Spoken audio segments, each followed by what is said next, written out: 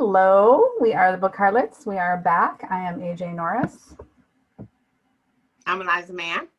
I'm Sage Spelling. We are going to be talking about Blood Kiss, which is the first book in the Black Dagger Legacy series. We're trying to read all the books in order that they came out. So this is one that was would have come out right before The Beast. So we're a little out of order. So we're going to read this one and then the second book, and then we'll be right on track. So, okay. Paradise, the blooded daughter of the king's first advisor, is ready to break free from the restrictive life of an aristocratic female. Her strategy: join the Black Dagger Brotherhood's training center program and learn to fight for herself, think for herself, be herself. It's a good plan until everything goes wrong. The schooling is unfathomably difficult. The other recruits feel like more like enemies than allies, and it's very clear that the brother in charge, Butch O'Neill, aka the Destroyer, is having serious problems in his own life. And that's before Paradise falls in love with fellow classmate Craig, a common civilian. There's nothing her father would ever want for her, but everything she could ask for in a male. As an act of violence threatens to tear apart the entire program and the erotic pull between them grows irresistible, Paradise is tested in ways she never anticipated and left wondering whether she's strong enough to claim her own power on the field and off. So we're going to get started. So what do you think Paradise and Peyton's what do you think of Paradise and Peyton's friendship? And I'm going to say here that we'll probably sometimes refer to Paradise as Perry because that's her nickname. So just wanted to let you guys know that. So they were like besties, and it's kind of like that was. I think that was the first like male-female best friend relationship we'd seen. Without any hint of sexuality or sex having occurred in the past, although we know Peyton, he wouldn't mind it. But I thought it was kind of refreshing to see that, you could have a relationship with someone and it not be sexual. And, it was interesting to see them try to navigate through the expectations of the Glamera that they would be together forever and always, and how that kind of panned out for them. So it was refreshing to see. And it's good that through it all, they managed to find their way back to their friendship. Do you have anything to add to that, Paige? I agree. I like their relationship. I like that they were so different, but so like at the same time, because she was kind of prim and proper, like almost like a goody two shoes, in the beginning anyways. And he was kind of like, dude, let's get high, type, so he was, so it was cool to see how like, even though you're different, but you are alike in a lot of ways too. And I liked how they depended and relied on each other through like the raids and all of that. So that backstory was really sweet of how they became close friends. Yeah. Yeah, I mean, I liked it. Honestly, I don't know. I mean, Peyton, obviously, he was like, he wanted to hit that, but it was very one-sided. She didn't feel that way. She considered him like a brother. And, because they had gotten close, because they had talked, they both went to their respective safe houses, after the raids, but their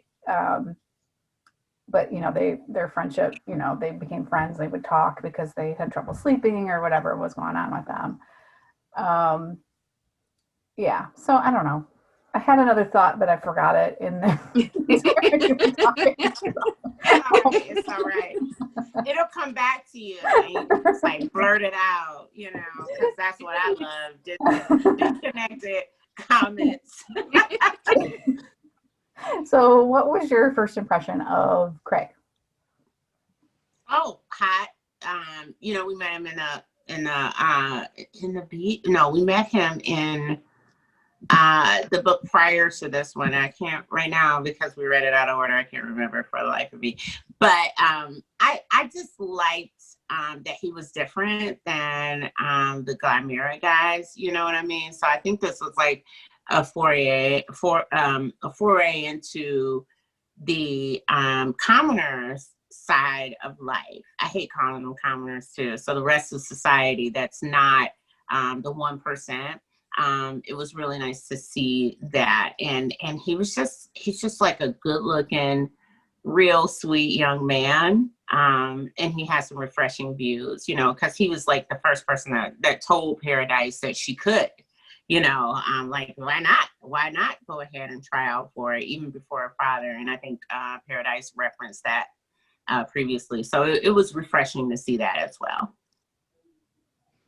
Yeah, I agree. He was, of course, yeah, he's hot, like right off the beginning, the way she describes him when we see him from her POV, he's like hot. But also, like, I liked that he was such a leader, and I liked, but not just like a leader, but like, and not overtaking a situation to where, you know, he like demeans anyone, but he's a leader, and where he was like right off the bat, he knew, you know, how to bring everyone together and work together. And I really liked seeing that, but I think I kind of went ahead in my explanation. All right. So I do remember what my other thought was, because okay, Eliza had said that, you know, that Perry was kind of goody two shoes, and I kind of have a different take. I think that yes, in a lot of ways she was, but because of the expectations of her station, but at the same time, like, she swore, she, you know, she was less, maybe it was just her youth that brought that out, but she wasn't as, so to her, for her, anyway, we can talk more about her later, but I don't know, I just didn't think she was as, like, I thought she was more, I don't know, I thought she was more like herself than, or tried to be herself, you know, as much as, you know. And live up to an expectation of everybody else has. Yeah, definitely. Yeah. She was true to self, and well, she has a father that would let her to be true to self as well. Yeah, so he's a good guy. We love Abigail. And you know, my first impression of Craig though was like, yeah, he's hot. You know, and he was, you know, he was nice, you know, without being, you know, I don't know. He was himself too, I think, you know. Mm-hmm. Yeah, it's nice to see, right? Yeah. Mm-hmm. So, how do we feel about Avalon's defense of Perry to Wrath and Butch? I'm not sure what you mean. What then? I loved it because, you know, he defended her. You don't remember this part, but in the beginning, he defended her to Wrath and Butch. Oh yeah. They were like, hey, you know, you sure you want your daughter to come into the training program, because we're gonna put her through some shit. And he's like, no, she can do whatever she likes. And I love that, even though that's why we love him so much, even though he is Glymera, he's, you know, high on the council, obviously he's the king's right-hand man, you know, but he still had the sense of, I want my daughter to be able to protect herself and be her own self. And I love that about him. And I love that he was able to do that. It was kind of like, I think that Wrath and Butch did it just because they're like looking out for him because they like him so much. But I liked his answer to them. I noted that he was like saying these things, but he was also like, I fully expect her to fail internally. And I'm like, oh, that's interesting because, you know, he was like, I think he appreciated that they were going to let her in. And I think he appreciated that they kind of came to him and was like, look, you're not going to get any favorites. We like her. We love you, but we're not going to like take it easy on her. So I appreciated their perspective. And it was interesting for him to, you know, to have that like back and forth mentally where he was like, oh yeah, I totally support her doing this, but she's going to fail. So it was, you know, it was kind of a duality in his thinking. So I was really happy when she didn't fail because, you know, she proved, even when people were telling her, we fully support you, that wasn't always what they were thinking. We had the benefit of being in knowing that, you know, knowing that up front. So it was kind of nice to see that she was like, whatever, I'm gonna do this shit. So Real cool. I almost think that that Wrath and Butch were saying that because they were afraid that she would tell him and they would get upset, he would get upset, and they didn't want that to come between them because, he's the first advisor to the king. So, Yeah. yeah. But yeah, he definitely had a a different, like, he's in his head going, yeah, she'll do great. And then, like, in his head, he's like, okay, she's probably going to fail. So, whatever. All good. Yep. Why do you think that Abelone believed that Paradise's mother would have felt any different than she did about defending the race or joining the training program? I think I really do believe that sometimes Paradise misinterpreted what her father was really saying, because we did see another scene where he was like, no, I never said you couldn't be with a commoner. I'm thinking you need to be in, it needs to be a love match like your mother and I, so I think sometimes Abelone says things, and we see evidence of that, right? That he says things and it's not necessarily what he meant. You know what I mean? Exactly in that way. So I don't know that he didn't believe that his late wife, late Shellen, wouldn't have supported her. I think he was just saying, like, I expected you to do the things that she did. You know what I mean? Mm-hmm. So bless his heart. He just wanted what was best for his daughter. I will always love Apple Bottom. That's my homeboy. Yeah. Go ahead. No, I was just going to say, I mean, I think that, the thought process to him was probably her mom wasn't into all of this, right? So her mom was probably more like the Glimera, that mm-hmm. the picture that they, not the cold-hearted bitch part, because she couldn't be a mom. Her mom and her, married to that man, she really was that kind, but the kind of like the Marissa kind, right? Like, rule following, doing what's expected, doing the female thing, doing all of that stuff, and being really delicate and stuff. So I think maybe that's where he was coming from with that. Mm-hmm. Not necessarily, she could have misinterpreted because we had seen her do that, but I think his perception probably was like, well, if her mom was here, maybe she would have gotten her to do more of the ladylike stuff, Yeah. I think that Paradise was just assuming what he meant as opposed to actually listening to his actual words. So, mm-hmm. Based on just, being part of the Glimera, she just, what's expected of her, and she expected that her sire felt the same way, so. Natch. Mm-hmm. There's a lot of misogyny in this book. Holy crap. Oh my God. The examples were the nursing uniforms were just like, they were like from the 50s, it was like ridiculous. Butch is, do you think that, and also like Butch's view of Marissa, do you think that he's more sexist than the rest of the brothers? What do you think of that? How he views her sexually? I do.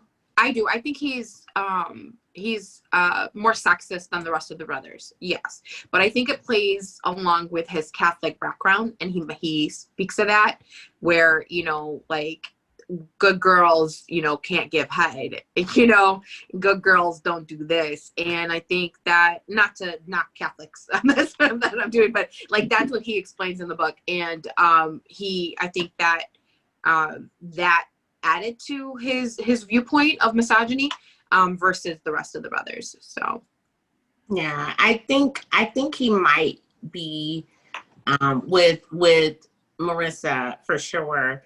I think he might be a little bit overprotective too, in that naturally he's a bonded male, but he is extremely unnerved when something happens to women. And I think a couple of things play into that. I think his sister's murder, I think his faith has some definite predefined roles for women.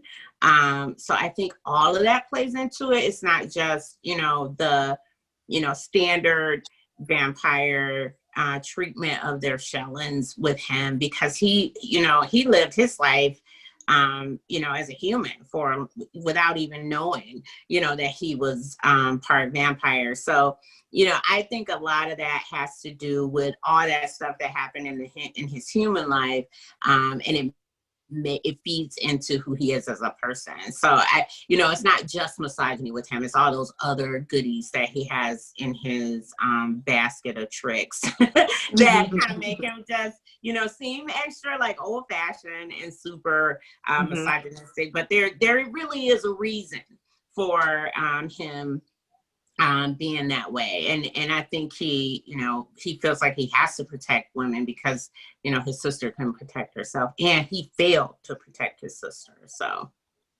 yeah. So we'll talk more about that, because there was more of the tension between those two characters. So we'll talk about that later.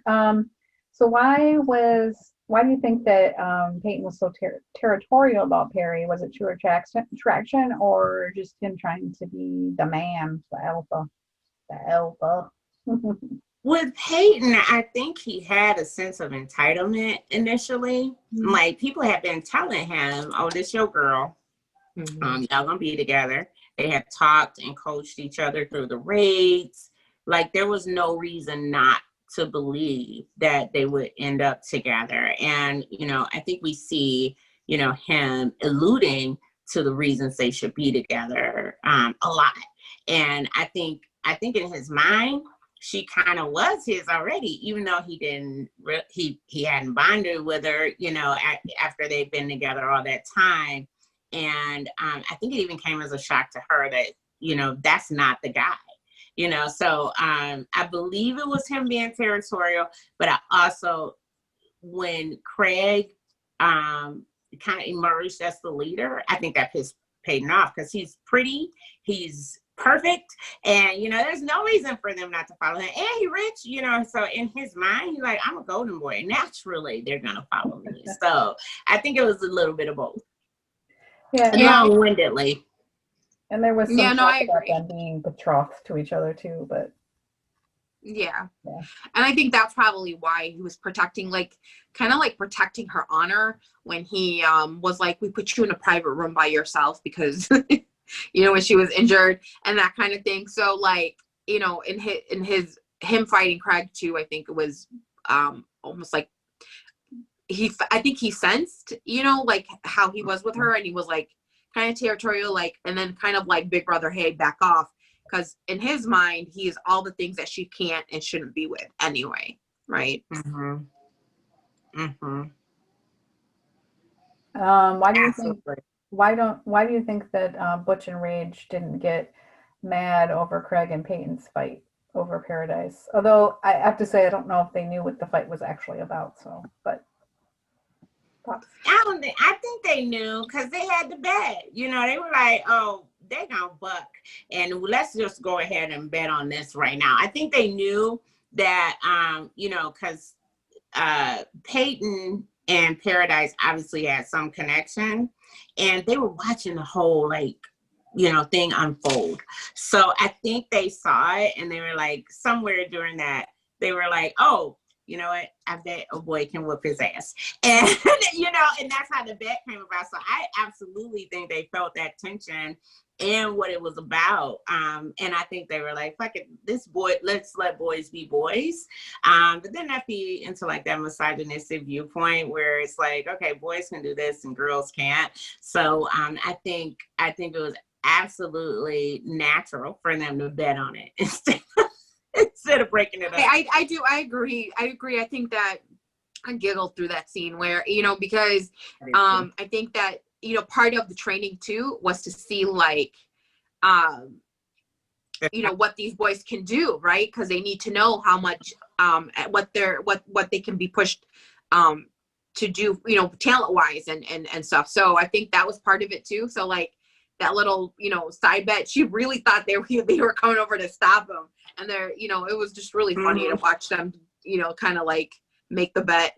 Yeah, I mean, and of course they fight amongst themselves too. The brothers do, so that's kind of that's true too. Just like they're blowing off steam, let them go, because it's just they got to get it out. They got to get it over with. So, Mm-hmm. um, Yeah. so Perry was checking out Craig during that fight. When you have, I was checking him out too. I'm like, look at that. Look at that. Boy bent over that other boy like that. I love it though, because she's like, I shouldn't be thinking this, but God, look at that. Damn, he looked good. I felt bad for her because she was ogling him the whole time. Like, ooh. Yeah, thirsty girl. Yeah, I mean, I don't blame her he though. looked good, I don't though. blame her at all. Not a bit. We're all thirsty. Take the steps, ladies. Yeah, mine. So Mine when John and Blay and Quinn went through the training program, do you think that this one was more brutal, or because I mean, of course, then they were pre-trans when they started the training program. Do you think that was also, this is, I'm adding this question, but do you think that was a conscious thing of the Brotherhood to do, is to not have them be pre-transes to begin with? I don't know if that was a conscious decision. I know that I feel like it was born of necessity, because, the raids changed everything.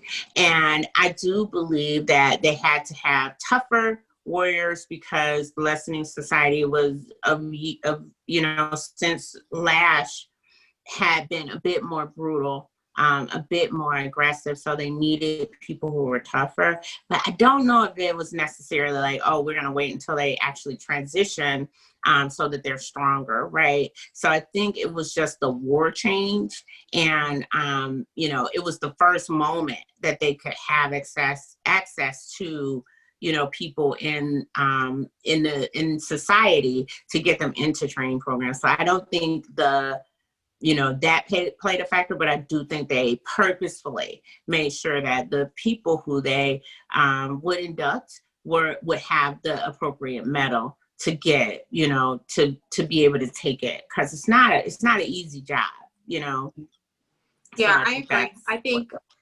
I agree. I think the training program is completely different, and it's because, like you said, the necessity, but also originally the training program was to get boys that were part of the founding families, and because like I guess they needed like part of the bloodlines to become, possibly be brothers or whatever in the future. So it was. And that was like what they were looking for before. And now, first off, most of those guys are gone, right?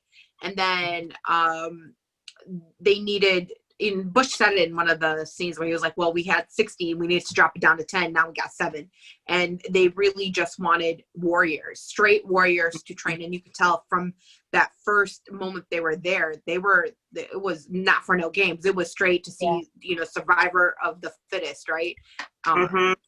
And that's what they were looking for. Yeah, which really makes it different than nourishing and watching these young boys go through their transition. It's just a completely different program.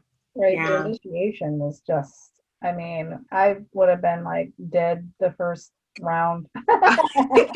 Yeah, I wouldn't make it either. Don't worry. We would be in the back of the line together. And now I'm just gonna say it. I don't think I know I think adrenaline kicks in, and you probably would have made it like out of the room maybe, but I for damn sure wouldn't have went back and picked up Peyton's big ass and hauled him across the floor with him vomiting on the back of my jeans. Like, that was a fucking lie. I was like, she's gonna win it. I was so excited to see her do that because she was the only one in the room that went back and got other people, so it was tough. And I commend her for that. I just thought she was great. Well, and Craig did, talk to Novo, and they escaped the room together. So it wasn't like he totally. Yeah, but he didn't. No, he didn't pick anybody up, and he whispered to Paradise. He was like, Paradise, you need to, take care of yourself. And Nova was already over there. Like, he didn't help her. And when people fell behind, Paradise was on the whole way going. He was, and I'm not saying that Craig is a bad person, but he was singularly focused, right? She was the one who was like, come on, you can do this. Like, she did it with Peyton. She did it with several people along the way. She was taking inventory, but that just goes to like a female's emotional quotient, right? Men don't have it, you know, bless their heart. Men don't have it like we have it. So she was concerned about the room, and she was getting shit done. So I think, you know, I think it spoke to the ferocity of females that they often overlook in being the males that they are. But he did so Craig did look after them before that, right? So when they went in the room and they were like, he wanted water, he's like, hang on, don't drink this. So he like starts checking the bottles and they started. So they did work together and a little bit help each other out in that way. But yeah, the one to stop and go back and try to get people to come. No one else did that but her. But Craig's primary focus when he was getting that water was to get Paradise water. Yeah, that was it. It wasn't to help other people. It was not. It was not to be like she was. So, you know, he just liked her. You know, he was like, I'm gonna get her some water. And Peyton was doing the same thing. You know, he made sure that everybody had water, but they were doing that because they wanted Paradise to see that. And at that moment, she had stood up in front of the brothers and took rubber bullets to the chest for all of them. You know, so I respect what Craig did, but he was not as badass as Paradise, and nobody else was. You know, no one was cool. I mean, you know, I hear what you're saying, but I guess I don't remember that scene very well because I was thinking like she wasn't going back for other people, just Peyton. So she stopped. She stopped for Novo. Well, first she was walking with Novo, and Novo was like, "Girl, I can't move no matter what you say. I'm not. Keep going. Do it for us girls, right?" Yeah, then she stopped for Peyton, and then I was talking about the fight. I was talking about not during the I'm talking about in the room before they moved onto the pool. She went back for Peyton then. But only Peyton. They got in the pool. Saying anything to anybody else at that point. She did not. I don't think she could have saw anybody else. It was freaking pitch dark. She barely. I know, but I mean, she barely. She went back and picked up. She can't pick up the whole room. Yeah. So what she did was she went and grabbed Peyton. Then when she got in the pool, she was freaked the fuck out. And they started shooting at Craig after he tried to get her attention. And instead, and he was being nice. I'm not saying he wasn't, but she stood up to all of them and was like, "What the fuck is wrong with you?" Oh no, I agree. And it wasn't just for, you know, and she stood there until everybody got out of the pool. She was the last person to dematerialize. And then when they got outside, she got her water. She ate the sawdust snack. And then when they were walking, she was like the consummate cheerleader for people. Yes, she was badass. Oh, she was definitely. I'm not saying that, but she wasn't the last one out of the pool. There were still people in the pool. Yes, she was. They literally said, yes, but there were still people left in the pool.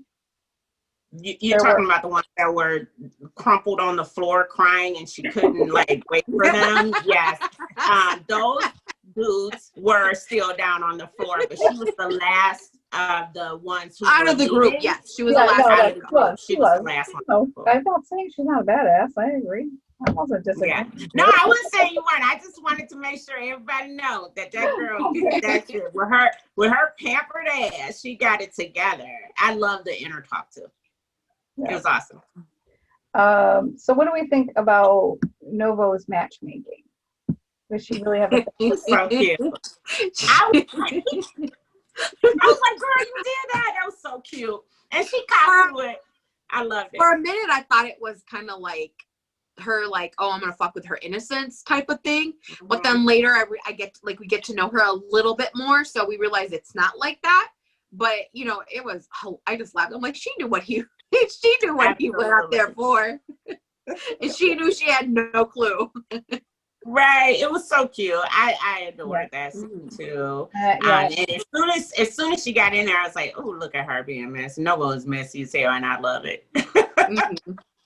Yeah, but I still think she was doing it for a reason. I don't think she does things just to mess with people. She's not that type. So there was definitely some other kind of ulterior motive. So I think she just wanted them to get laid. Like, I just really think she Yeah, was I like, do feel "Dude, like you guys have too much energy, and if you guys don't get it out, we're not gonna be able to get through this program because shit, too much everybody's is gonna happen. You need to do this so we can get on with." She does have an ulterior motive. She wants to get through this program, and I think that that's why she kind of pushed it. Because if, I mean, you have your own specific reason that you think that, and it could possibly be that, but like she does have that interest, but I still think she's so outspoken. She'd say it, and yeah, not, she's badass. yeah, It's like Hex had a baby. right. Oh, by She's herself, like right? child, I'm like the first thing I thought, right? So yeah, I think she would have said it too. I do believe that the inkling is there. I know where you're going, girl. I do believe the inkling is there, and I think she's a provocative lady. I think she's a very sexually liberated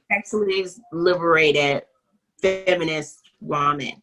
And it's I love to see it because we saw all kinds of females, but Hex was probably the first, and then Novo is like a welcome addition. Oh, and Bella, I can't leave Bella out. Bella was yes. what do you think of Perry and Craig's first time together? Well, not when they were in the training center.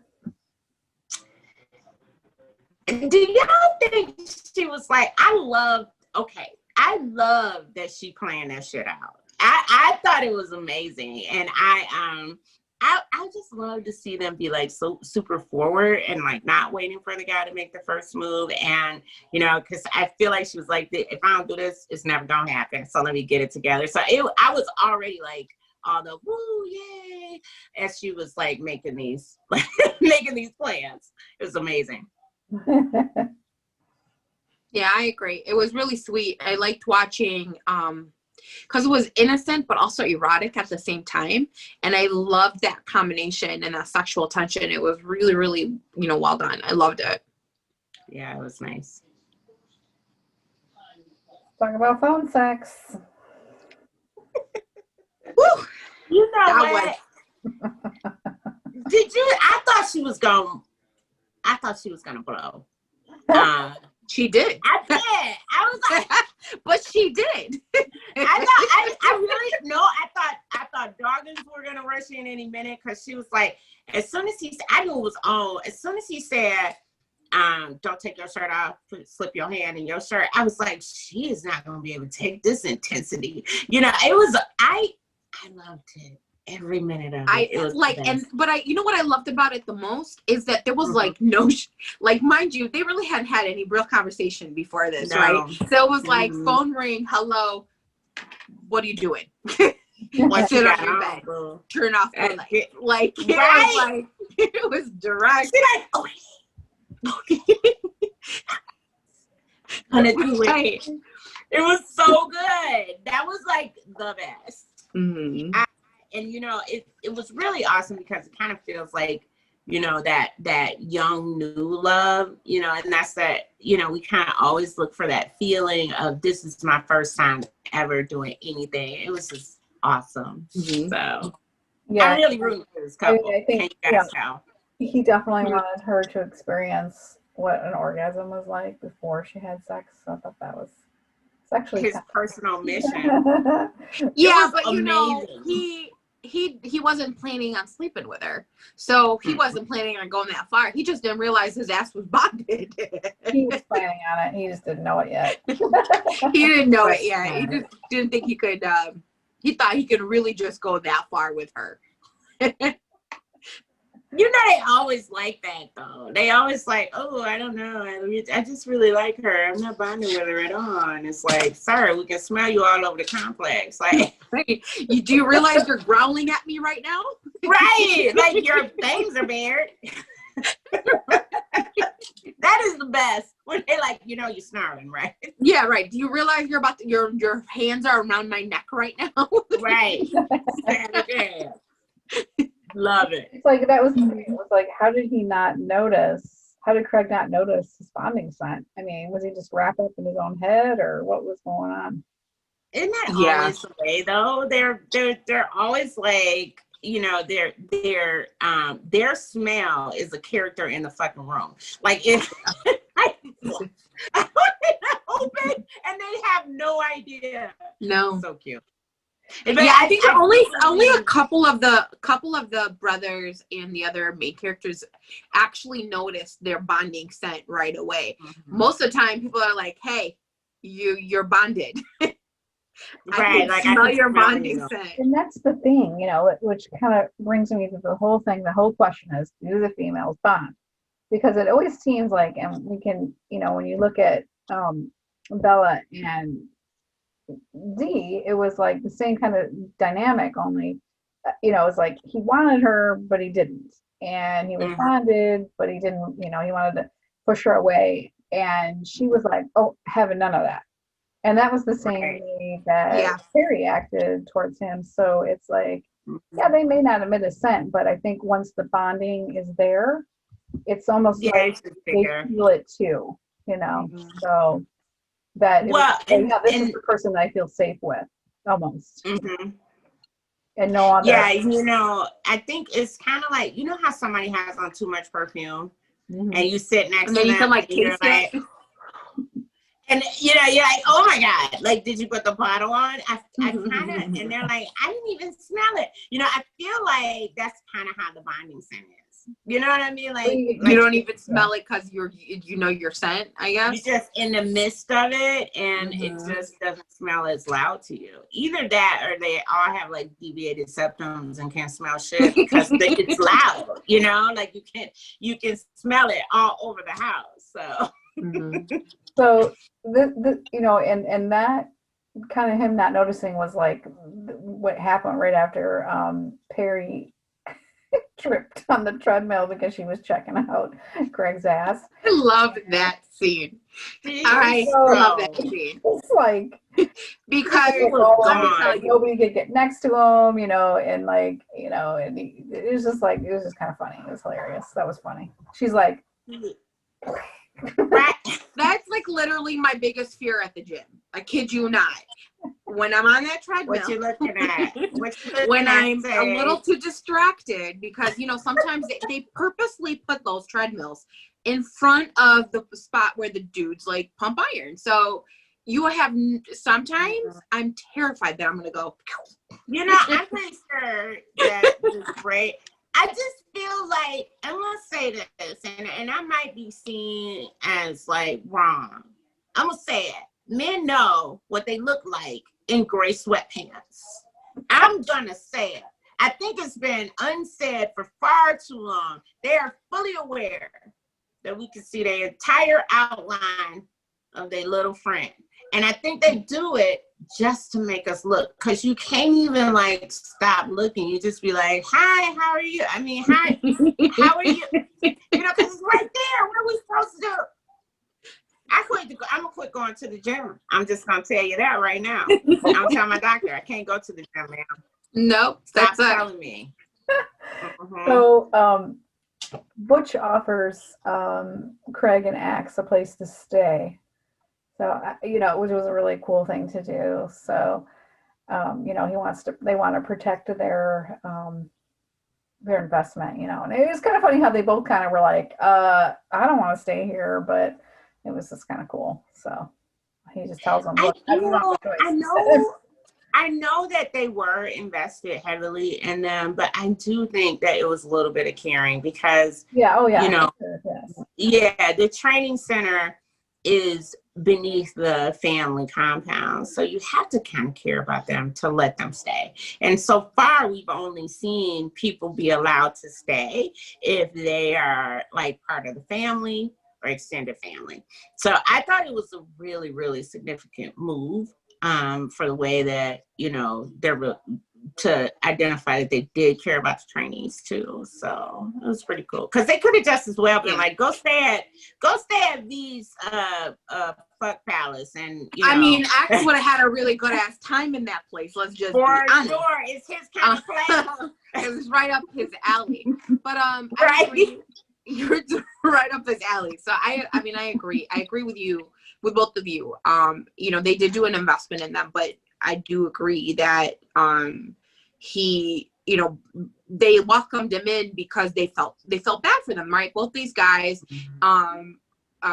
he actually asked Butch, "You're afraid I'm gonna off myself, aren't you?" And he's like, "Absolutely." So, you know, he was worried about his fragile mental state, and then not fragile, but you know, with what he had to live with. Right. And then Craig as well with the safety, because he was like, one day, you know, one fire, you're done with it, you know, so you're not safe here. And I think, you know, that's mainly why they took them. But I do love the parallel of Axe and Craig, and how their fathers were friends and they also died together. And I love that now they're going to avenge their father's deaths together, you know? So I thought that was kind of cool. I mean, just by Keep on stop. I'm not sure what you mean by that. What do you mean? How it is? Well, Craig was going to, but I think he drops it. Yeah, I mean, they're fighting the war, right? So the war is how they're avenging their fears. For the I don't mean like got actually going out to. I was thinking that Glenn. Yeah. No, I meant like the Lesters and the lessening. You know, it's late. I need more coffee, probably. It's fine, but that's what I meant. I know he dropped it at the end. Gotcha. You know, why do you think Craig was really afraid of him and Perry's relationship developing further? Because, you know, he wanted to be singularly focused, really. Like, I think he was like, I should be focused on this training program. Is what brought me, you know, it's what's giving me my drive. I need to avenge my family. You know, and I think he just didn't expect to fall in love. I don't know how he didn't expect to, you know, fall in love. He'd heard about it. You know, he mentioned that he heard about Paradise. He knew he kind of was digging on Paradise. So I don't know why he didn't think that he was going to develop, you know, at least a strong attraction to her. So I think he just, you know, he wanted to be there, get on about his business and not have any distractions. Bless his heart. That's never the way it turns out. Well, you know, they usually males usually, especially in this book, right? They like when they're pushing away the female, they, you know, they're like, oh no, I don't, you know, I have priorities. I have things I have to do. This is secondary, right? And, you know, but when they bond, that's what we love about this, is when they bond, there is nothing secondary to, everything else is secondary to their mates. And I love that. Absolutely. Totally agree. Was having sex for the first time romantic for Perry and Craig when they were at the shadow? Seedy bathroom. You know, I just like it kind of. Okay. I'm gonna say it was not the perfect place, right? But you know, they're young and they were horny, and you know, sometimes I guess that trumps the other. I mean, it is what it is. Yeah. And it was meant to play out that way. And I would think that I would prefer her to have, like, you know, like lay down type, you know what I mean, in a cozy bed or something, but you know, whatever. It didn't bother me. It didn't bother me. Well, it felt true to form for young people, because unfortunately, you know, like at their age, they had transitioned, but for their society, they don't get their own place traditional. You know what I mean? So they were doing what probably most young people in vampire society do before they get their own house, you know. So I wish they would have like been at the training center or something, of course, but it did not. Or got in a hotel room. Damn. Yeah, or a hotel room. Get a Motel 6. I mean, I know he ain't got money, so like a Motel 6 would have been great. But she does. I mean, I don't know. I felt like I felt like it was true to form for young people, because they ain't the first young people that we've seen like boning in that club, and I'm pretty sure John lost his virginity there. Yeah. No, he didn't. Yeah, John. No, he didn't. No, it was Didn't he go in the bathroom with a prostitute and she was like jerking him? Not his first time. His first time was with Hex in her basement apartment. Yeah. Yeah, but you're right. It's not the first person that we've seen having sex in that.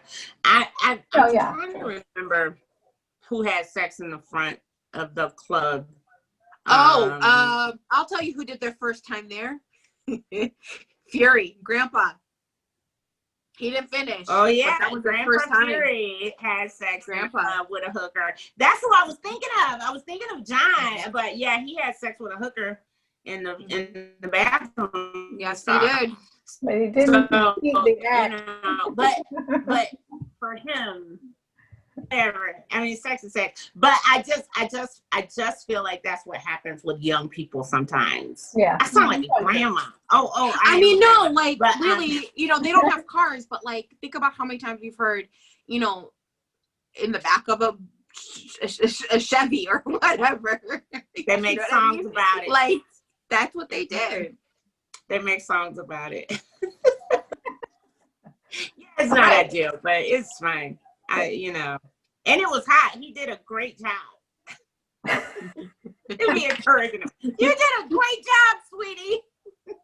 I know, he was actually really sweet, because he was just like, "Are you ready? Are you sure? Like, I need to know." Yeah. Well, and also, I think the reason why it ended up being there was because he still, in his mind, was not going to do it. You know what I mean? Like, in his mind, he's like, "Nope, I'm still not doing this. I'm not going that far." But, right. And then, like, dance with me, she coerced him and she got him to, like, she grabbed those hips. Yeah. Like their bathroom. No, it was like, "I'm not wearing panties." I don't have any panties on. She had no panties, that was for sure. He was like, "Oh, I gotta hit that now." He couldn't do them. She led him around the whole book, like, "Come on, let's do this." All right. As soon as he did that phone sex thing, she was like, "Oh, it's on, it's a popping. I'm out here. I'm going to get him." And I, honey, good for you. Get your man. Honestly, I think it was even before that. It was when she gave him blood that she was. Oh yeah. Oh yeah. From that moment, she was sharp. Yep. Yes, her little zoom was gone at that moment. So do you think her little red Corvette? Do you think that Craig overreacted to Perry lying about her being part of the aristocracy? Was it for her to keep it from him? I think in the beginning, initially, she kept it away from everyone, so I don't blame her for that. But after they had the conversation and when he opened up to her of how his feelings were, that was her opportunity to say, "Well, we're not all bad, because I am." And I think she was scared to tell him. So I get why she didn't at that moment, but I think that she was wrong. She should have said something then, knowing how he feels and how strongly he felt about what happened to his parents. Yeah. His family. She didn't want him to, like, I know, and she made the conscious decision to keep it from him at that point, when they had that conversation, because, she's like, "Oh, well, he's not going to want to be with me then." So, I don't blame her. I don't even blame her at that point, because she wanted them. She didn't care. She never made a thing about money. She never was like, "Oh, you're just this person, you're just that person," and he accusing her of like trying to get him killed and all that stuff. So it was just kind of like, okay, you need to chill here, dude. You need to chill out, because she is not, he didn't really want to listen to her, about. But he was right into where her father is the first advisor to the king, right? So, technically, if what happened between them comes out, if they go by the old laws, he can die for having sex with her. So I get where he was coming from with that, because it wasn't even a lie, it was like a lie by omission, but like her not telling him and putting him in that position put him in that where he could have, if we had a different king, if we had more of like a vengeful king that would do something like that. You know what I mean? Girl, I do feel like he, his reaction to her was bad. Like, I don't think he should have followed her to her house. I believe he should have confronted her when he found out. So the way he reacted was probably handled poorly. But I do believe she should have told him. Because, you know, I understand, you know, you don't want to be rejected and all of that, and you want to get your little swerve on. But, you know, I think people have choice. And I think Paradise is so fair about everything else. Like, I get why she did it, but it doesn't make it right. Especially when he had such a bad history or bad perception of people in the Glamira, you know, and she took that choice away from him, letting him believe that she was just a reception. And I will never be like, oh, that's okay. So yeah, no, he reacted poorly, but she could have prevented all that just by telling the truth. Yeah, I agree. But then, I don't know, then she ran the risk of not having him in her life either. So, but I know. Yeah. I agree. Yeah, but he was bonded to her. He was going to get over it anyway. We know this. He was. Yeah, you know, he knew he was bonded. Like, she smelled it. So I just, you know, I feel like it's never a good idea to lie. You know, I'm never going to say, you know, sometimes you do have to risk being hurt. But he was very vulnerable with her. He told her like all his secrets, and she couldn't even tell him, who she was as a person. So yeah, I'd have been pissed. Yeah. Well, no, I understand him being mad. I just didn't know if he thought he overreacted. So I agree. Yeah. So Peyton outed Perry and Craig's relationship to her father. Should he have done that? Should he have taken that responsibility? I mean, was Perry gonna do it? Like, she did it, but 1 week later, it's like finally. Right. It was like right before the whole party thing. Like, I don't know. She just was scared, you know, and she, I think hopefully the lesson in her character arc was, you know, for her anyway, that if you tell people the truth, they can handle it. Like, you know, like, I feel like in a lot of ways, she got that from like the glamorous treatment of women. Because she, like, if she didn't think it was gonna end well, she just would have held it. You know, I'm not gonna tell nobody, and maybe it'll be better. You know, and I get why she didn't want them to treat her differently in the program, but with people who were close to her, it was like a pattern of her, like, I'm scared of how this is gonna turn out, so I'm not gonna say nothing. You know, and it's her age too. So I think she probably learned her lesson that, you know, sometimes people don't react exactly the way we think they will.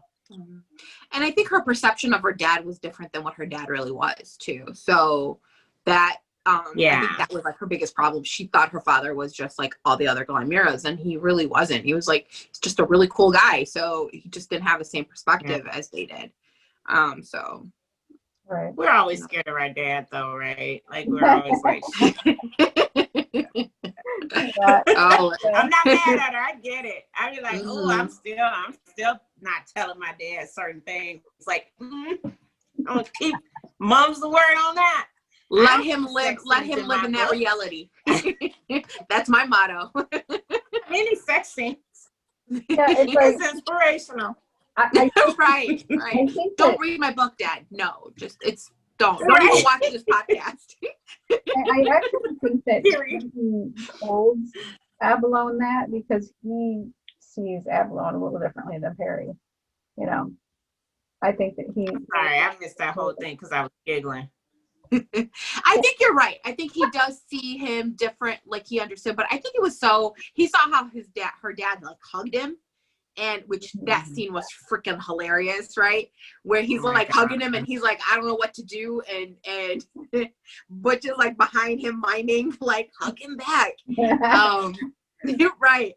I think his excitement and relief and respect that he was showing Craig, I think kind of just was like, yeah, he's a great guy, dude. And your daughter's, he loves her and she loves him. Case closed. So don't fuck this up. Yeah, it was almost like Craig, it blew all his, all what he, all his stereotypes he had about the Glyamira, you know, kind of blew out of the water with Avalon. Right. And, Mm-hmm. you know, it was pretty cool. And Perry. Yeah. You know, with both of them. Of course. Yeah. And Peyton. Think about it. So, like, yeah. You know what I mean? So, like, there are 3 examples of people that he actually got to know and saw that weren't as bad as he thought they would be because of where they came from. So, Peyton was shitty. It was cool for. He was shitty, but not that kind of shitty. I mean, he wasn't like Glyamira. You're right. He wasn't Glyamira total shitbag, but he was kind of rough in the beginning. And in a lot of ways, you know, Avalon came out of who he was, you know, through some adversity of his own.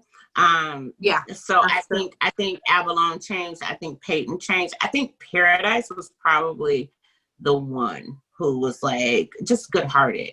You know what I mean? And we don't get to meet her mom, but I feel like she kind of got that from her mom. Because I don't know if Avalon was naturally good-hearted.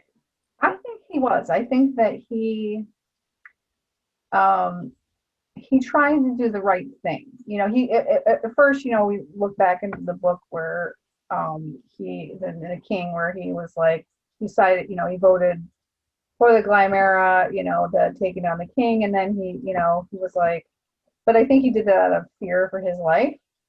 And but then he was like, no, you know what, I got to do the right thing because my grandfather did the right thing, you know, when it came down to it. And he knew the story about how he told the Fair King about them poisoning, you know, his Shellen, Wrath's mother, and his dad. So yeah, he had more of a conscience than most of the Glyamira types that we've seen. He did, right? But he took the long way around, is what I'm saying. He did. But I think you're right. His change, that was his changing moment. Yeah, you're right. That was his changing moment. Yeah. Yeah, I think Paradise would have automatically done that. He didn't have to tell him that, you know, Ro was staying with him and all this other stuff too. So he didn't, but he had already had his like change. Yeah, Mm-hmm. I know. Like I'm saying, like, he's doing better, and, you know, yeah, he is for sure. Like he's way better than he was. Yeah. So, did you think that Anslam was going to be the Anslam? I don't know how to say that name. Anslam? I think it's Anslam. Anslam Was going to be the bad guy. Did you have any kind of inkling? We read this. This is my section I'm reading, right? I totally forgot this. Yeah. So no, it went right over my head that it was him. For some reason, I was thinking it was Boone. I don't know why I was thinking it was Boone. We can't talk about that. But you should have known it wasn't Boone. Like I think it was like deductive reasoning. But for some reason, it was in my mind that it was a person in the Glyamira, but not in the training program. Like it was in my head that it was like, well, naturally he wasn't in the training program anymore, you know. So I don't know what I was thinking, but yeah, it kind of hit me again. Like every now and then I'm like, oh, is that what happened? Like, it's totally new. I totally forgot the whole thing. Mm-hmm. I mean, I was thinking about the pictures and I'm like, how did the pictures and then her phone and I was like, oh, it might be somebody that like visited the, you know, like it just hit me out of nowhere for some reason. And it's not my first time reading it. I felt ridiculous finding out at the end it was him. I think like through this read through though, I've done that a lot. It don't feel ridiculous. I feel like if you're ridiculous, I'm ridiculous. I feel like through this whole read through so far, I keep going, oh shit, I forgot about this. Oh, yeah, that did happen. Like it happens a lot. In every book, I have a moment or two. It's like a little Easter egg. You're like, shit, right. I remember now. I remember Mary got a sword. You know, it's like what the fuck? Like, where did that come from? Yeah. Like, I forgot that Craig, we're talking about that scene, so I forgot that Craig gets the sword. He actually becomes an aristocrat, because he gets the title. I totally forgot that too. Yeah. Yeah, it was cool when he came in and killed Anslam too. I was like, Anslam.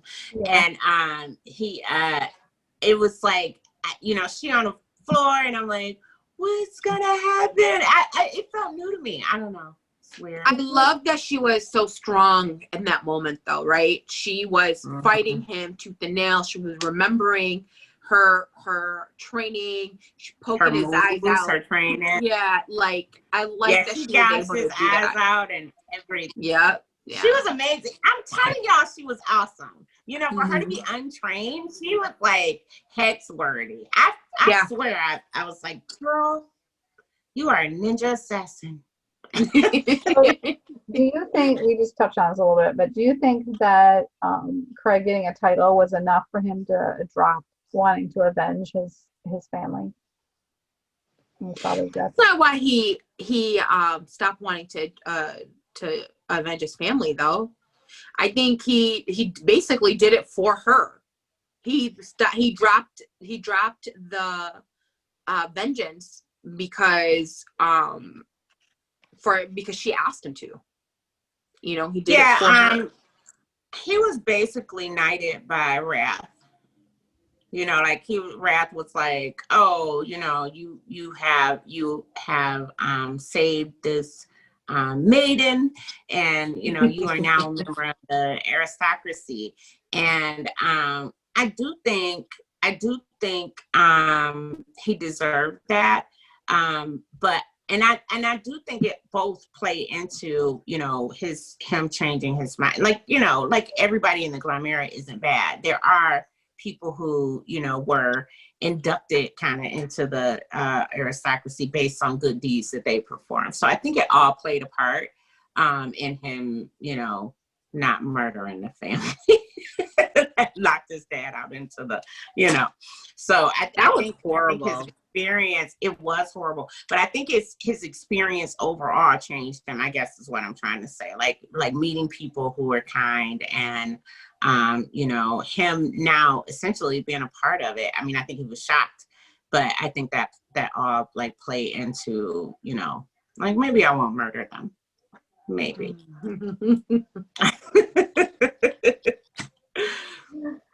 Yeah. So much fun. So let's, shift gears here, and we'll talk a little bit about Marissa and Havers, I don't know how you pronounce it. Do you think that things would be different between them if he had just stopped listening to Glamera and done right by his sister? And she was like, she felt like there was a disconnect between like how he treated others and how he treated her, like it was a double standard, and which was so unfair. Do you think that she should have just confronted him on how he treated others in comparison to her? Is there anything you think that he could do to repair the relationship? And you can talk about how hard it was for Marissa to call Havers when he needed, when the unknown female had come to the safe house and needed medical attention. She tried to call everybody else before she called him. I almost felt like, bitch, just call your fucking brother. But because that kind of annoyed me, like it wasted all this time, just because. And then she finally just had to bite the bullet. But so, what are your thoughts about that? That was a lot. Yeah. So the first one, yes, I definitely think the Glamera ruined many a male with their backwards thinking. Yeah. So yeah, it was for sure, the way he was raised and the people that he was around that was responsible for damaging their relationship, because Marissa didn't do anything wrong.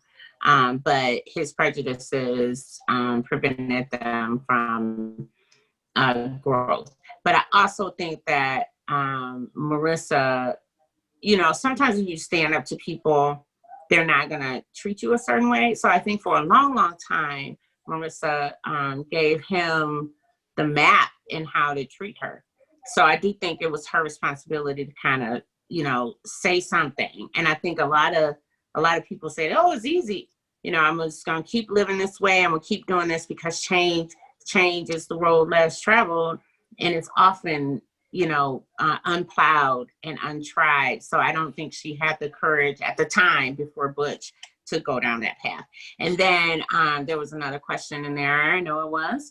I think it was, what was the last one? My goodness. What was the last question? Like, do you think that Havers could do anything to repair the road? Oh, why didn't she call him? Oh yeah. Yeah, it you know, pride.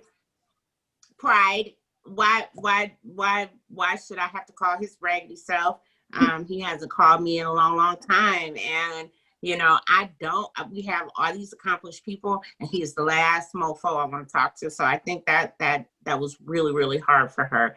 But that just goes to show who she is as a person, that if she needs to call the person in the last person on the world that she wants to call, she'll do it to save another person. So. Yeah, do you think that he's kind of changing a little bit? Because he's kind of like, I mean, he sent out that olive branch about, you know, saying, hey, you know, she'd make a really good chair for the 12-month festival, and, you know, and he declined to go just so he would not cause her turmoil and having people talk about her behind his back. And I thought that was actually a really nice thing that he did.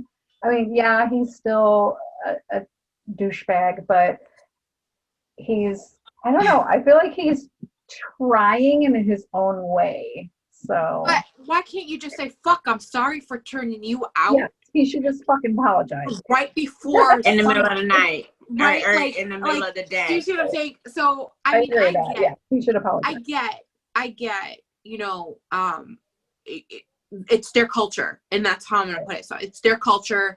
You expect you expect the person to act a certain way, and Right. this is what we do because this is how we behave as a culture, as a society, and you are the cream of the crop, so you have to act that way. So I get where his mindset was, but at the same time, she allowed him to treat her that way. So I agree with you there.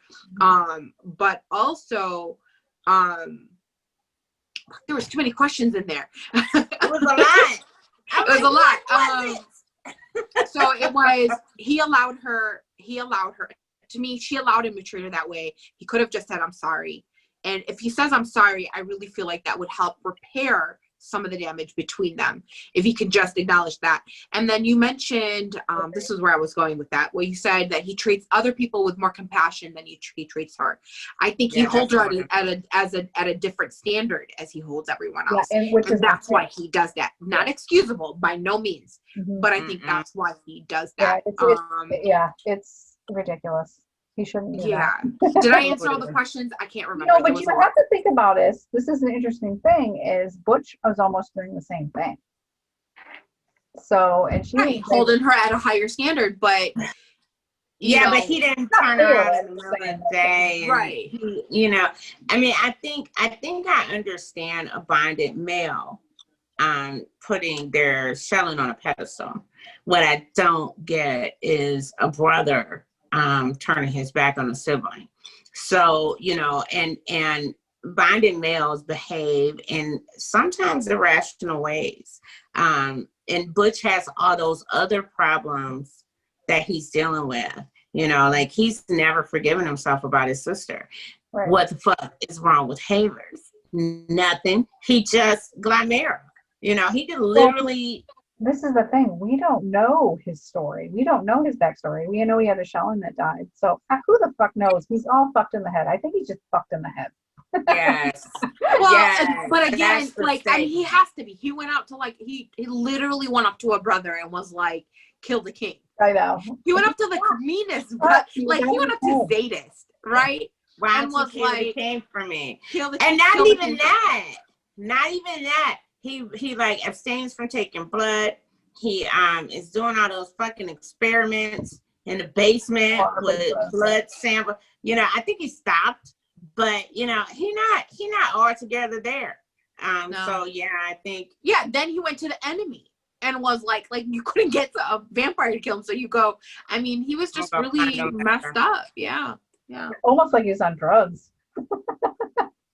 Well, I think you know how I feel about when you don't get enough nourishment. He like kind of malnourished, you know. So I'm pretty sure that he is out there dealing with the cost of poverty and malnourishment, and he is like stupid a little bit.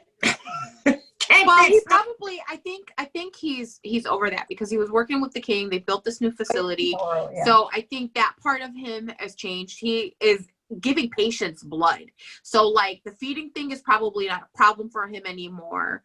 But his past is something that he has to. I'm not.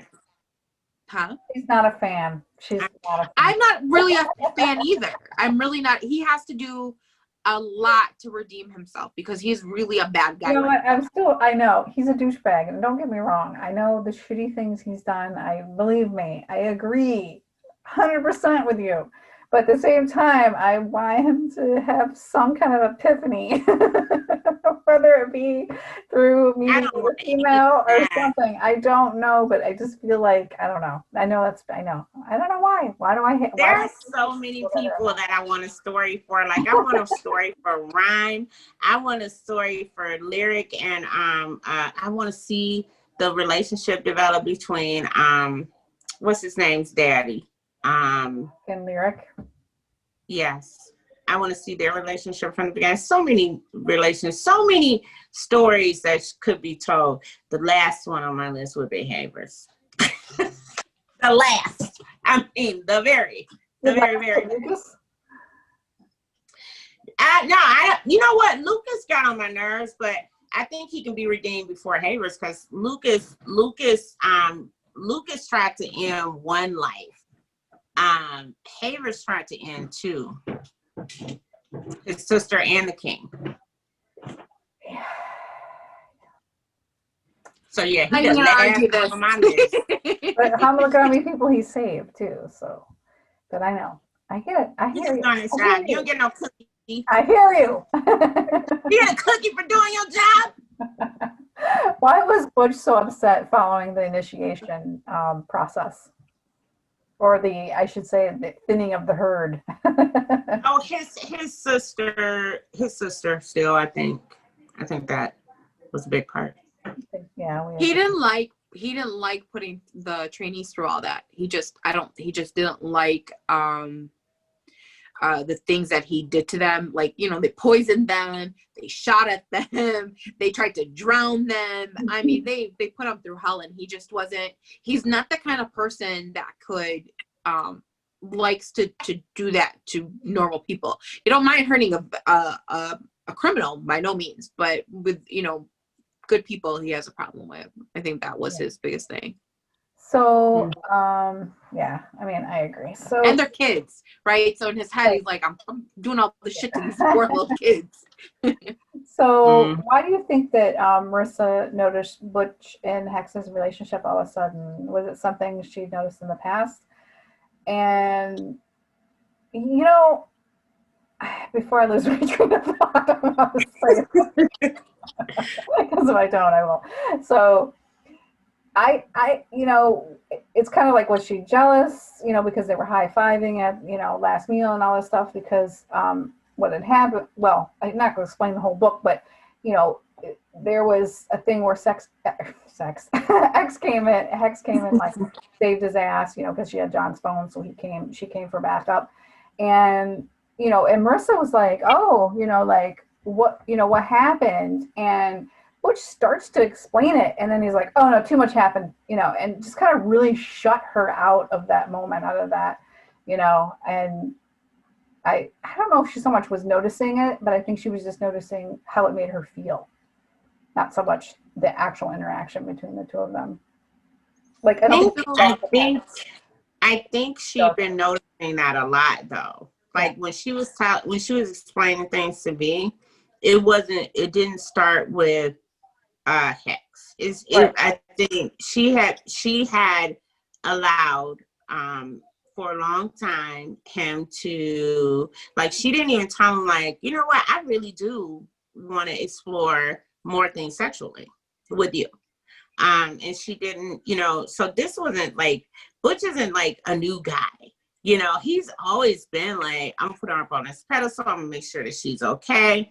And I'm not gonna besmirch her with the ugliness of my life. Like, even when he became the destroyer and the destroyer prophecy was realized, he kind of tried to keep that from her.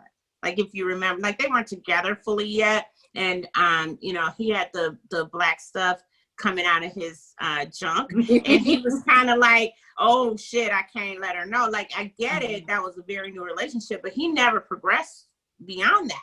So it wasn't just Hex. I think it had been going on for a long time. And I think, you know, he's closer to V than he is with Marissa. So I think this is just, you know, her being like, fuck, I'm tired. You know, like, tell me I'm your mate. And it finally came out, and she literally said that, you know. But, you know, I also noticed, I agree with all of this. I agree with everything that you're saying. But I also noticed that she was, when she was watching their interaction, she was also watching Hex, right? So she was watching how strong she was, how confident she was, how her and her male, like how John grabbed her ass, and like, you know, like she was watching, I think, the confidence that she has. And I think sometimes I feel like Marissa lacks that confidence. And I think she almost admired it in her. And, you know, so I think all of that other stuff is true, but I also think she notices her because she's a little different than the rest of the females in the house. She's just, you know, well, besides for Pain, but she is with it, you know, like like a tougher, more confident, like badass, you know, and I think she noticed that about her. Yeah.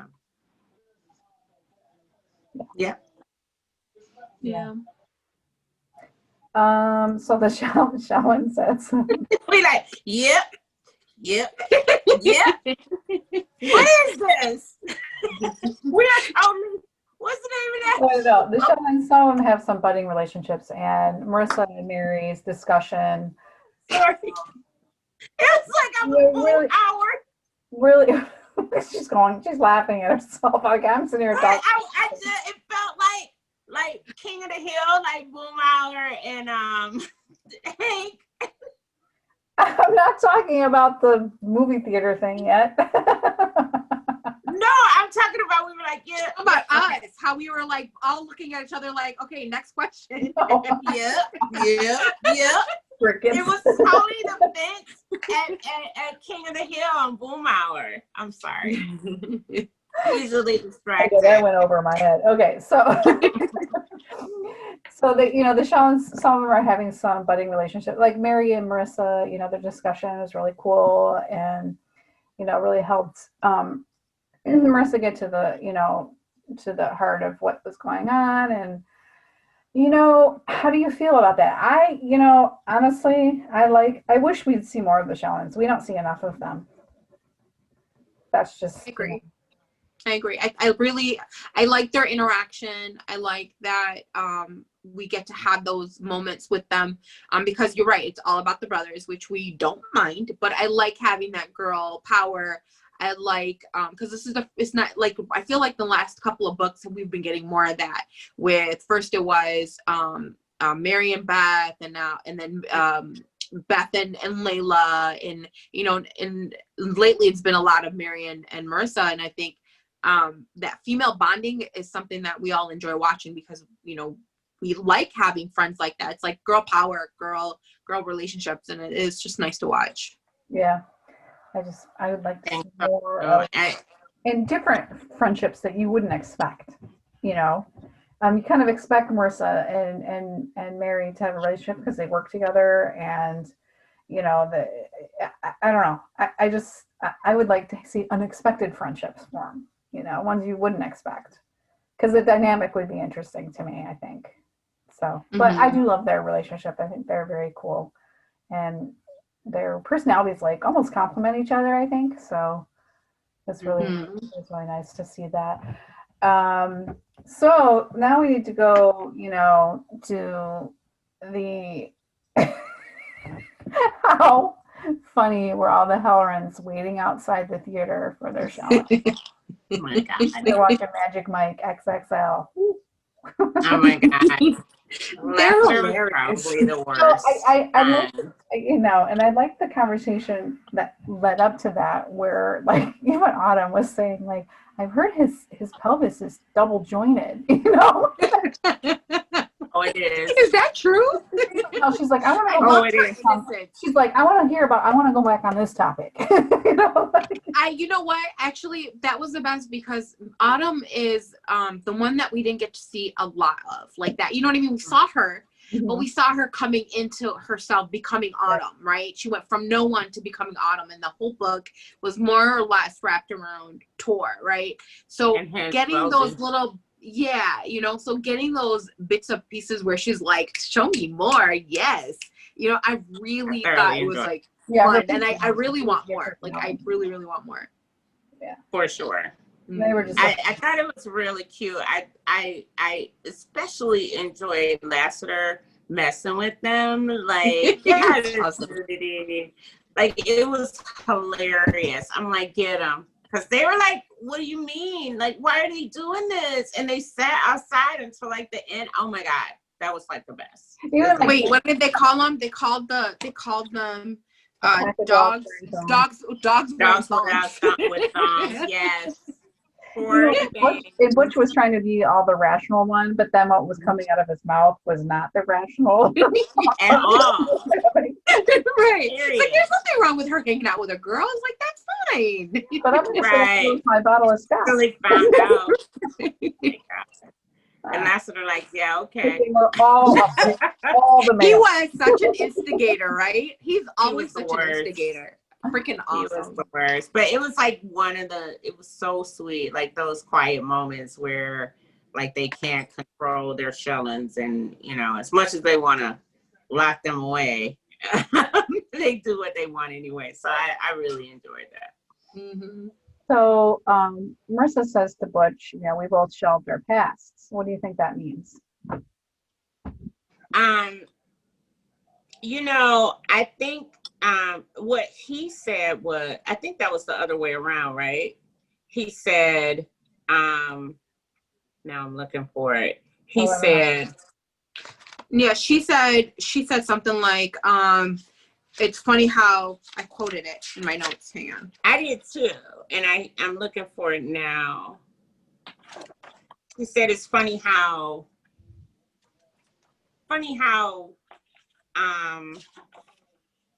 she said, you and I are alike. We both shelved our past lives, is what I have. Yes, that's what it was. Mm-hmm. And I think she was saying that,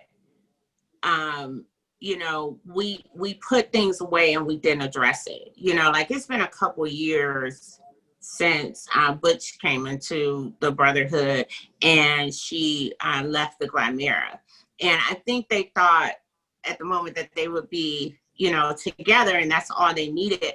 But in a lot of ways, she never really addressed it. And Mary pointed that out to her, like, well, girl, you didn't really like look at these issues that you had. You kind of just like packed them away, and I'm not going to deal with them. And we see that with Butch. And, I think that was just the next level of their relationship is dealing with that baggage that they had never addressed before. And I do think that was very brave of Marissa to say, we're going to have to take all this shit out, unpack it, and figure out where we're wrong and what we need.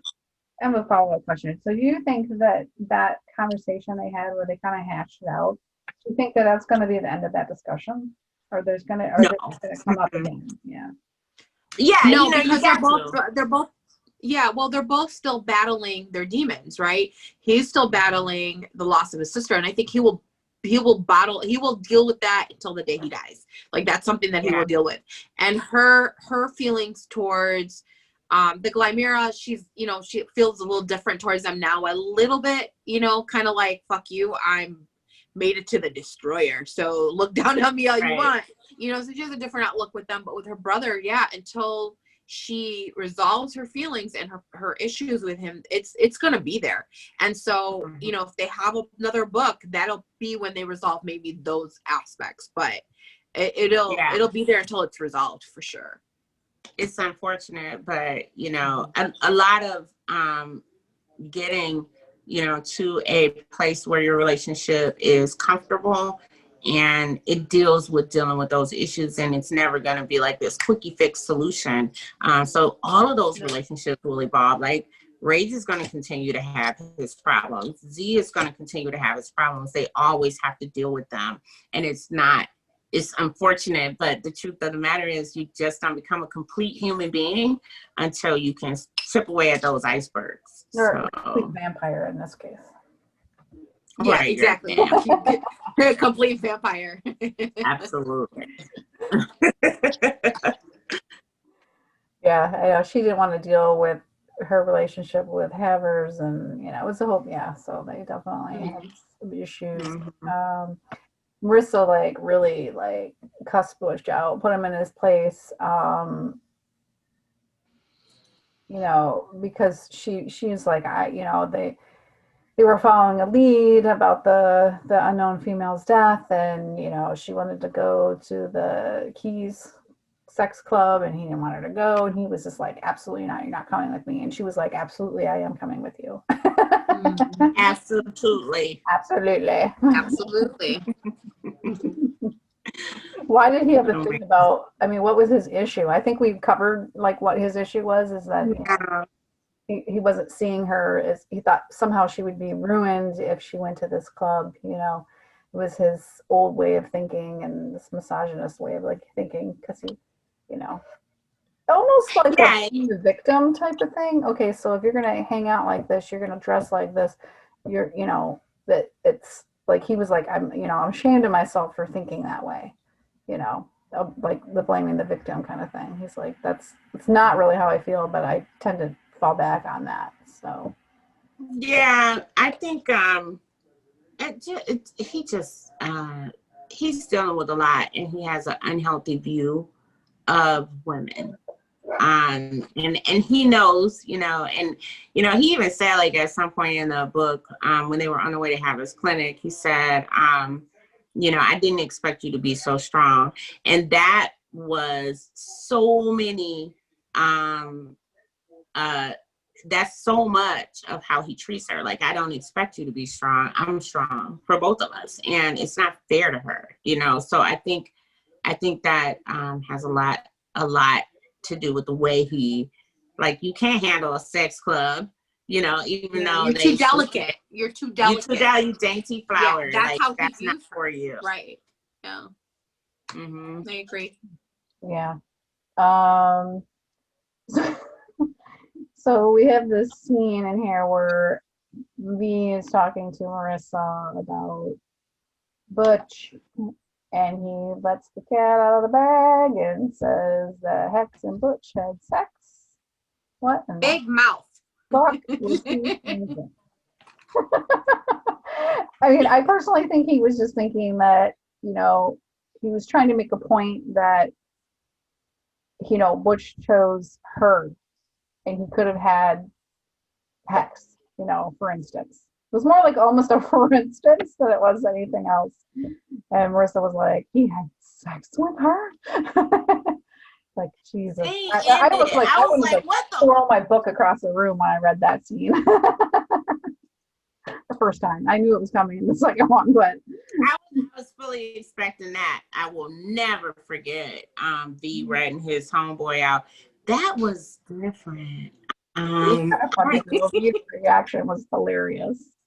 Well, the thing is, like, guys usually don't like you can literally like walk up to a dude and be like, was he with that woman? And they'd be like, what woman? Absolutely he not. Even see. You know, last night he went totally blind. I don't know he didn't see any woman, you know, so it was just new. Like, I didn't expect V. Like, V is a steel trap.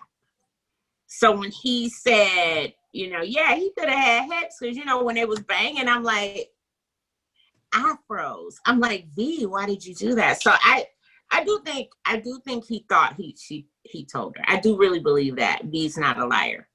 But I think a part of him was kind of like, let's just, you know, since you had a problem. Yeah, like, let's just Cause he still got a little thing for her butt. But his reaction when he came out and he's like, dude, my dream came true. I fucked you in the ass. I'm like, Ovi. How long did she leave him out there? She like didn't answer like all night. I know. Oh my God, he earned that though. I was like super happy about it. I'm like, go Marissa, leave his ass on red. Don't answer that text message. Yeah. My favorite thing, make them suffer. Make them suffer. And he just like but just the way that Butch was describing him, like he looked all strung out and shit. It was just like, oh my God, I can't believe what I fucking did. He came in and threw himself against the chair. He was like, I'll serve a riff. I mean, I am. I know. You need a ride. I mean, shit, Yeah. I don't know. Oh my God. This was funny, but just like it's cool, whatever. But Poor bitch. I think that Marissa was mad, not just because it was her, I think, but just that, like, and how he explained, so they reconcile and they have that conversation, and he's just like, well, I mean, I didn't know she was going to live with us. It was the past, blah, blah, blah, and then how could I tell her, and then he was like, how could I tell you? Like, there was no way to, good way to tell you. So, which I get. But in paradise, with they shit, they could have just said it. Yeah, it was that's funny, that parallel, because they both lied with the mission, so. My God, since it's okay. It was before us. I didn't want people to treat me different. I just, you gonna pay for that. You're always gonna pay. So bless their heart. Bless their hearts. So, so we talk about that, how they were having this conversation in the training center, Butch and Marissa, like after, she let them sweat it out all night and they ended up talking. And so she presented him a bunch of issues, were they reasonable? I mean, I think they were, but. Yeah, I think her issues were reasonable. I just think if she would have said it before,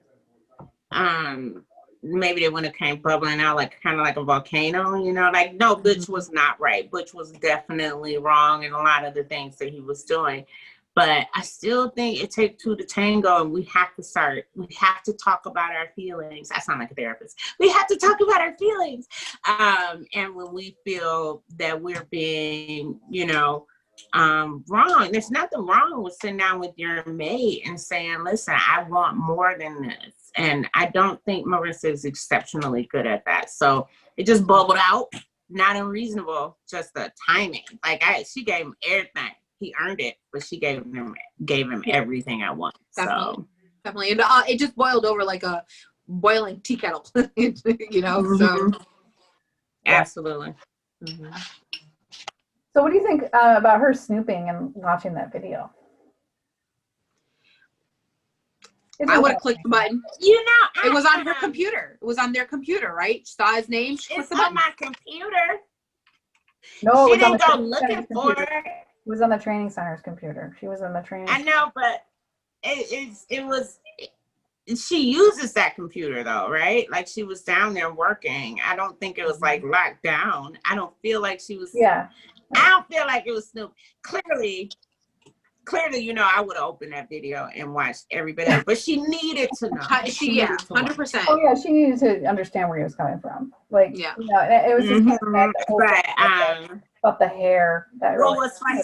I thought she was in the pit. And she was like, "Damn it, why is this the speaker's unplugged?" Okay. I don't know why I thought the pit, but yeah, the speakers were unplugged. She found those cords. She's like, I'm gonna hear this, and and I was. There was nothing wrong with her doing it. No, nothing at all. Yeah. And I thought it was just like Butch talking about the hair, and that was, oh my God, that was kind of gut wrenching a little bit, So yeah, you need to hear it though. because he would never have told her, it was like, No, and she told him went through that she that. looked at it. So it wasn't like she kept a secret from him or anything like that. So that's Right. something really hard for him to be able to talk about, right? So I can't blame him for not telling her these things. Like, people have a hard time telling a therapist something like this, much less, their mate, yeah, So, but, it's like I he's having do nightmares think, and not telling her, what he's upset about, so that he's shutting her out. He's trying to sugarcoat things and make her not, he doesn't want her to see any ugly, which is like, but I think, that's not what but it I is. think a lot of times he's unreasonable. doing that part. The way he was talking about in the dreams, because she asked him, he's like, I don't want to think about him when I don't have to. Like, those Yeah, images but- are so raw. I get it, but he's shutting her out. Yeah. And he So here's my thing. She deals with a lot of shit at Safe Place. And, if he was sharing some of his issues with her, she might feel comfortable sharing some of the shit with him. Like, it's a lot that happens over there. And I think sometimes, since they're in similar lines of work, there's violence in everything that Marissa does. So if they were to talk about it, then maybe they could comfort each other, but instead, they're just two people who keep all that shit in. Mm-hmm. I think, I get, maybe not the gory details, but she sees some pretty gory shit, like Biddy and her mom, like that was rough.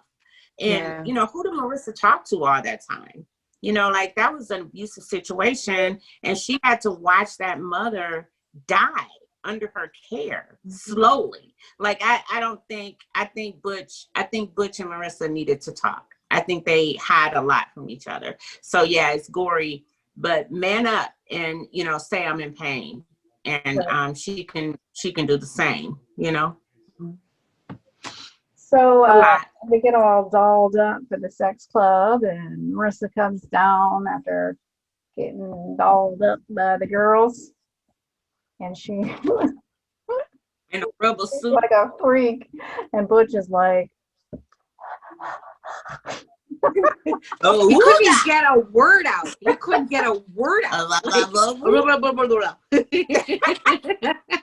her face. That's what was funny about it. It was just like she's just in this latex outfit, and he's just Right. Oh It took Lassiter to say something to get his bonding emotions out in order for him to speak straight. I know. Guys, I pictured the three of them together, Axe and Butch and Marissa, and that was a weird scene. I mean, that was I was like in my head, I'm like, this is going weird, because the way